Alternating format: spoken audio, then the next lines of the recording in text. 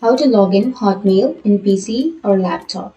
So if you want to log into your Hotmail, then you should know one thing, that Hotmail has now been changed to Outlook. So what you can do is simply open up your Outlook on your PC or laptop.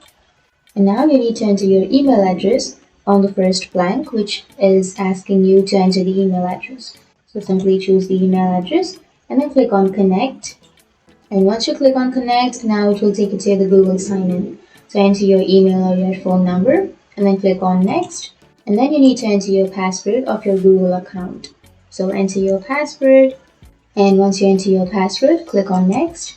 And after clicking on next, now you need to enter the two-step verification. So you need to simply take your mobile phone and then you need to tap on S.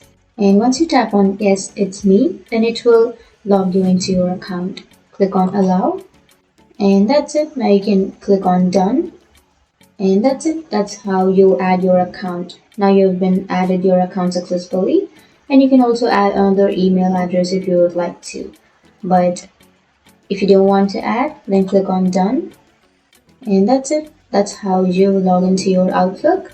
And if you have any questions, feel free to comment below. Thanks for watching.